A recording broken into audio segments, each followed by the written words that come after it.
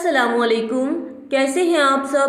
دعا ہے کہ آپ سب اللہ پاک کی امان میں رہیں۔ ابو لہب ایک قریشی سردار تھا۔ اس کا اصل نام عبد العزیٰ بن عبد المطلب اور اس کی کنیت ابو عتبہ تھی۔ ابو لہب عبد المطلب کی 5ویں بیوی ہاجرہ کا بیٹا تھا، خوب گورا اور سرخ۔ حسن اور چہرے کی چمک کی وجہ سے عبد العزیٰ کی دوسری کنیت ابو لہب ہو گئی تھی، یعنی شعلہ رو۔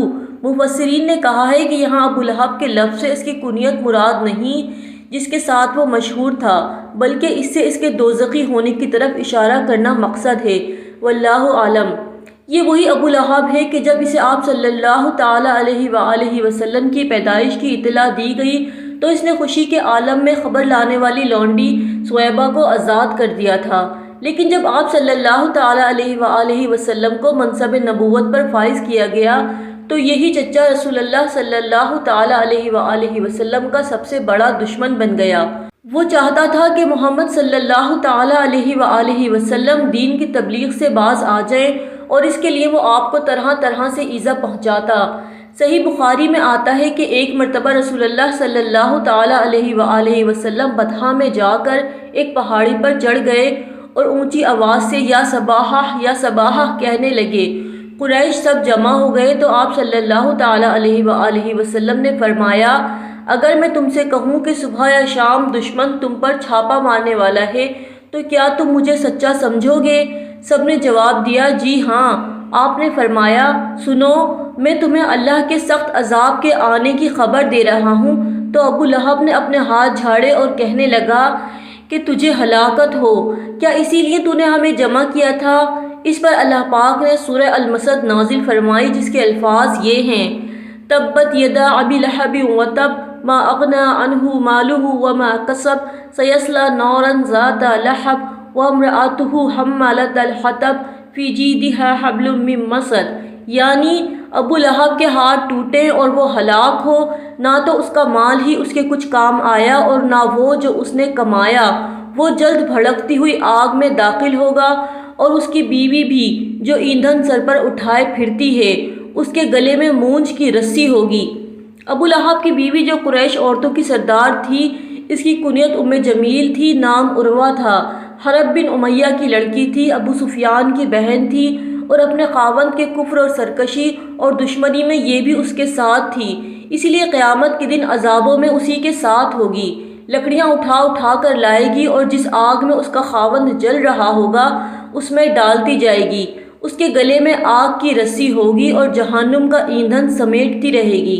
نبوت سے قبل حضرت محمد صلی اللہ تعالی علیہ وآلہ وسلم کی 2 صاحبزادیوں حضرت رقیہ اور حضرت ام کلثوم رضی اللہ تعالی عنہا کا نکاح اسی ابو لہب کے 2 بیٹوں عتبہ اور عتیبہ سے ہوا تھا۔ ابو لہب نے اس سورہ کے نزول کے بعد دونوں صاحبزادیوں کو طلاق دلوا دی تو یکے بعد دیگرے دونوں صاحبزادیوں کا نکاح حضرت عثمان غنی رضی اللہ تعالی عنہ سے ہوا۔ ابو لہب کو رسول اللہ صلی اللہ تعالی علیہ وآلہ وسلم سے اس قدر دشمنی تھی کہ ایک روایت میں آیا ہے کہ ربی بن عباد کہتے ہیں، میں اپنے باپ کے ساتھ تھا، میں نے رسول اللہ صلی اللہ تعالی علیہ وآلہ وسلم کو دیکھا کہ وہ قبائل عرب کے پاس جاتے اور ہر ایک کو پکار کر کہتے، میں تمہاری طرف خدا کا بھیجا ہوا رسول ہوں، تم خدائے یگانہ کے سوا کسی اور کی عبادت نہ کرو اور کسی کو اس کا شریک نہ بناؤ۔ جب وہ اپنی بات سے فارغ ہو جاتا تو ایک خوبرو بھینگا آدمی جو ان کے پیچھے پیچھے تھا پکار کر کہتا، اے قبیلے والو، یہ شخص یہ چاہتا ہے کہ تم لات و عزیٰ بت اور اپنے ہم پیمان جنوں کو چھوڑ دو اور اس کی بدعت و ضلالت کی پیروی کرنے لگ جاؤ، اس کی بات نہ سننا اور اس کی پیروی نہ کرنا۔ میں نے پوچھا کہ یہ کون ہے تو انہوں نے بتایا کہ یہ اس کا چچا ابو لہب ہے۔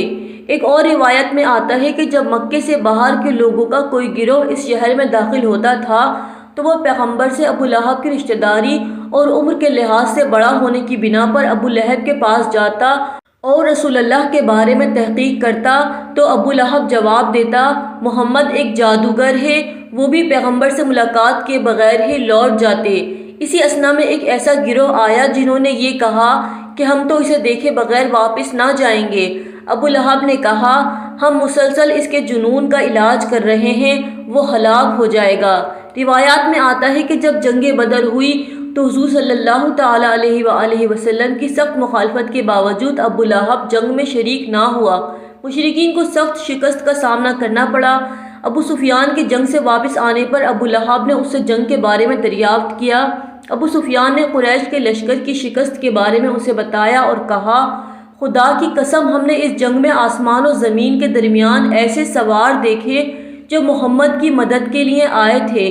اس موقع پر عباس کے ایک غلام ابو رافع جو کہ وہاں موجود تھے، انہوں نے اپنے ہاتھ بلند کیے اور کہا کہ وہ آسمانی فرشتے تھے۔ یہ سن کر ابو لہب بھڑک اٹھا اور ایک زوردار تھپڑ ابو رافع کے منہ پر دے مارا، اسے اٹھا کر زمین پر پٹک دیا اور اپنے دل کی بھڑاس نکالنے کے لیے اسے پیٹے چلے جا رہا تھا۔ تب وہاں عباس کی بیوی ام الفضل بھی موجود تھی۔ اس نے ایک چھڑی اٹھائی اور ابو لہب کے سر پر دے ماری اور کہا، کیا تو نے اس کمزور آدمی کو اکیلا سمجھا ہے؟ ابو لہب کا سر پھٹ گیا اور اس سے خون بہنے لگا۔ 7 دن کے بعد اس کے بدن میں بدبو پیدا ہو گئی، اس کی شکل پہ طاعون کے دانے نکل آئے اور وہ اسی بیماری سے واصل جہنم ہو گیا۔ اس کے بدن سے اتنی بدبو آ رہی تھی کہ لوگ اس کے نزدیک جانے کی جرت نہیں کرتے۔ وہ اسے مکے سے باہر لے گئے اور دور سے اس پر پانی ڈالا اور اس کے بعد اس کے اوپر پتھر پھینکے، یہاں تک کہ اس کا بدن پتھروں اور مٹی کے نیچے چھپ گیا۔ دوستوں، ابو لہب وہ بدنصیب شخص تھا جو اپنی سرکشی اور عناد کے باعث عبرتناک انجام کو پہنچا۔